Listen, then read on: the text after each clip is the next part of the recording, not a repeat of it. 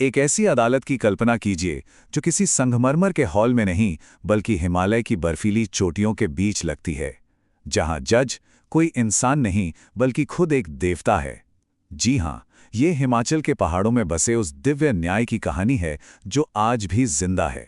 जरा सोचिए कि किसी के झगड़े का फैसला कोई जज नहीं बल्कि सीधे सीधे एक देवता करे, और वो भी एक ऐसा फैसला जिसके आगे ना कोई अपील है ना कोई दलील। सुनने में ये थोड़ा अजीब लग सकता है ना? पर यही असलियत है हिमालय के कई गांवों की।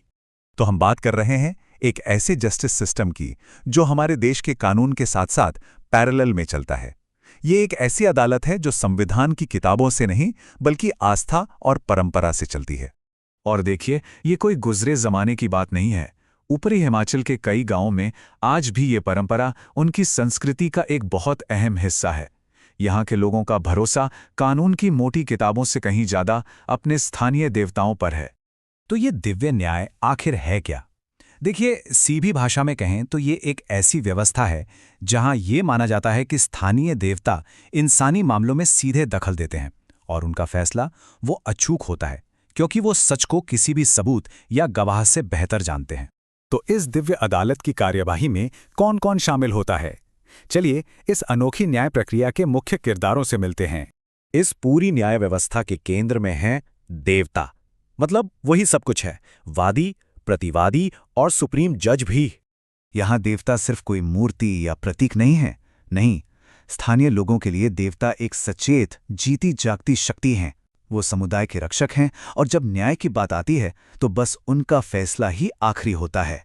लेकिन एक सवाल उठता है कि एक देवता इंसानों से बात कैसे करता है?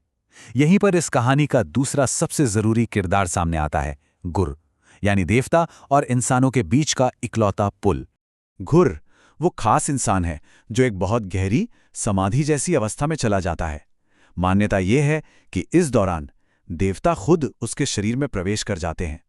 तब गुर सिर्फ एक इंसान नहीं रहता, वो देवता की आवाज बन जाता है। तो चलिए अब देखते हैं कि न्याय की ये पूरी प्रक्रिया असल में होती कैसे है, मतलब स्टेप बाय स्टेप। देखिए, ये पूरी प्रक्रिया 3 मेन स्टेप्स में होती है। पहले स्टेप में कोई भी गांव वाला अपनी शिकायत लेकर सीधे देवता के मंदिर पहुंच जाता है। दूसरे स्टेप में गुर खास पूजा पाठ करके देवता का आवाहन करते हैं। और फिर आता है तीसरा और आखिरी स्टेप, जिसमें देवता गुर के जरिए अपना दिव्य फैसला सुनाते हैं, जिसे पूरा समुदाय मिलकर सुनता है। तो जब फैसला सुना दिया जाता है तो उसकी अहमियत क्या होती है? यहां यह समझना बहुत जरूरी है कि देवता के मुंह से निकला वचन सिर्फ एक सलाह नहीं होता, वो पत्थर की लकीर होता है। और यही बात इस पूरे सिस्टम का सार है। क्योंकि यह फैसला सीधे देवता का माना जाता है, इसलिए यह फाइनल होता है। इसके खिलाफ कोई अपील नहीं हो सकती और पूरे समुदाय को इसे मानना ही पड़ता है।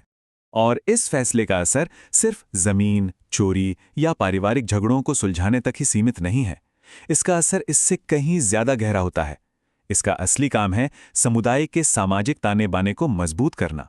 ये एक ऐसा न्याय है जो तेज है, सस्ता है और लोगों की नजर में बिल्कुल अचूक है। अब सबसे जरूरी सवाल ये उठता है कि आज के मॉडर्न जमाने में जहां हर जगह कानून और अदालतें हैं, तो फिर ये पुरानी व्यवस्था आज भी क्यों और कैसे चल रही है? अच्छा, तो इसकी वजह समझने के लिए ना इन दोनों सिस्टम्स की तुलना करके देखते हैं। देखिए, एक तरफ है हमारी अदालतें जो चलती है कानून और सबूतों पर। दूसरी तरफ है ये दिव्य न्याय जिसका पूरा आधार ही आस्था है। अदालतों में सालों लग जाते हैं, यहाँ फैसला होता है तुरंत। अदालती कार्यवाही काफी महंगी हो सकती है, जबकि यहाँ लागत लगभग कुछ भी नहीं। और सबसे बड़ा फर्क, अदालती फैसले को चुनौती दे सकते हैं पर देवता के फैसले को नहीं, वो फाइनल होता है। तो ये व्यवस्था सिर्फ तेज और सस्ती होने की वजह से नहीं टिकी हुई है। इसके पीछे है गहरी आस्था और पीढ़ियों से चला आ रहा सामुदायिक विश्वास। एक ऐसा विश्वास जो लिखे हुए कानूनों से भी कहीं ज्यादा मजबूत है। और यही बात हमें आज के सबसे बड़े सवाल पर लाकर छोड़ देती है। जैसे जैसे आधुनिक कानून इन पहाड़ों तक अपनी पहुंच बना रहा है, क्या ये प्राचीन आस्था और आधुनिक विधान सच में एक दूसरे के साथ चल सकते हैं? इस सवाल का जवाब शायद आने वाला वक्त ही देगा।